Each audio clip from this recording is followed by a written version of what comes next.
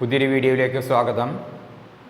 നമ്മുടെ ഒരു പ്രേക്ഷകൻ ചോദിച്ചിരിക്കുന്നു, ഒരു ലാൻഡ് 70 സെൻറ്റ് ഏരിയ, അതിൽ നിന്ന് 24 സെൻറ്റ് എങ്ങനെ ഭാഗിച്ചെടുക്കാം എന്നാണ് ഒരു പ്രേക്ഷകൻ ചോദിച്ചിരിക്കുന്നത്. ഈ വസ്തു ഒരു റെക്റ്റാങ്കുലർ ഷേപ്പിലുള്ള പ്ലോട്ടാണ് എന്നും പറയുന്നു. ഇത്രയുമാണ് തന്നിട്ടുള്ള ആകെ വിവരങ്ങൾ. മൊത്തമായി കിടക്കുന്ന ഭൂമി 70 സെൻറ്റാണ്. അതിൽ നിന്ന് 24 സെൻറ്റ് മുറിച്ചെടുക്കണം, ഭാഗിച്ചെടുക്കണം. ഇത് എങ്ങനെ ചെയ്യാൻ കഴിയും എന്നാണ് ചോദിച്ചിരിക്കുന്നത്. വസ്തു ഒരു റെക്റ്റാങ്കുലർ ഷേപ്പിലുള്ള ചതുരാകൃതിയിലുള്ള വസ്തുവാണ് എന്നും പറഞ്ഞിരിക്കുന്നു. വസ്തുവിൻ്റെ വശങ്ങളെക്കുറിച്ചുള്ള കാര്യങ്ങളൊന്നും ഇവിടെ എഴുതിയിട്ടില്ല.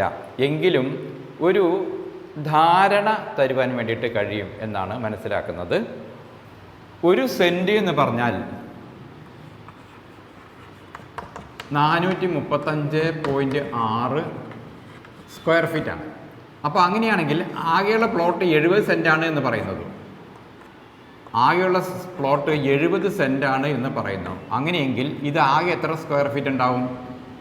435.6 ഇൻറ്റു 70, അത്രയും സ്ക്വയർ ഫീറ്റ് ഉണ്ടാവും. ഇത് ഗുണിക്കുകയാണെങ്കിൽ 30,436 സ്ക്വയർ ഫീറ്റ് ഉണ്ടായിരിക്കും ഈ വസ്തു ആകെ.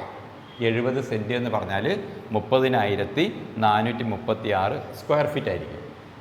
ഇതിൽ നിന്ന് എത്രയാണ് മുറിച്ചെടുക്കേണ്ടത്? 24 സെൻറ്റാണ് അല്ലേ? ഈ വസ്തു ഒരു റെക്റ്റാങ്കുലർ പ്ലോട്ടാണ് എന്നാണ് പറഞ്ഞിരിക്കുന്നത്. ഏകദേശം ഈ ഒരു ഷേപ്പാണ് എന്ന് കരുതുക. ഇതിൻ്റെ ഏതെങ്കിലും ഒരു വശമെങ്കിലും നമുക്ക് കിട്ടിയിട്ടുണ്ടായിരുന്നു എങ്കിൽ വളരെ വേഗത്തിൽ നമുക്കത് പറഞ്ഞ് മനസ്സിലാക്കി കൊടുക്കാമായിരുന്നു.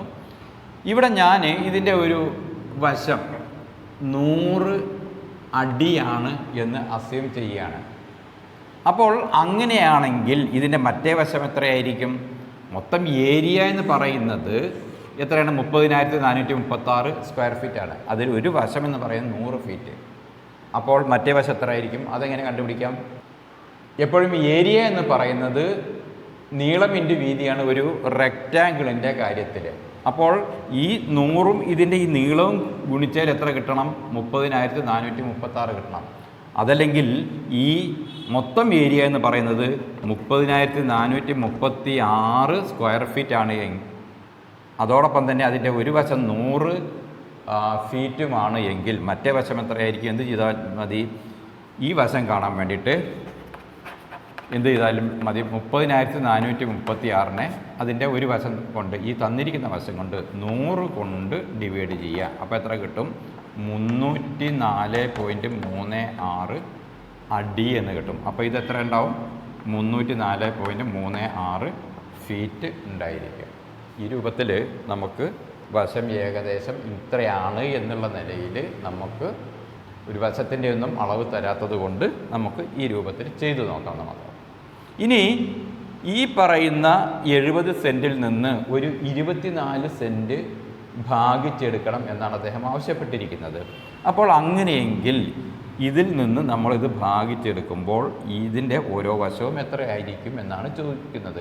നമുക്ക് ഈ രൂപത്തിൽ വിഭജിക്കുകയാണ് എങ്കിൽ ഇതും എന്തായിരിക്കും? ഒരു റെക്റ്റാങ്കുലർ പ്ലോട്ടായിരിക്കും അല്ലേ? ഇത് എത്ര സെൻറ്റാണ്? 24 സെൻറ്റാണ്. ഈ 24 സെൻറ്റ് എന്ന് പറഞ്ഞാൽ എത്ര സ്ക്വയർ ഫീറ്റാണ്? 24 സെൻറ്റ് എന്ന് പറഞ്ഞാൽ അപ്പോൾ എന്ത് വരും? 435.6 ഇൻറ്റു 24, അത്രയും സ്ക്വയർ ഫീറ്റ് ആയിരിക്കും. ഇത് ഗുണിച്ചാൽ എത്ര കിട്ടുമെന്ന് നോക്കാം. ഏകദേശം 10,454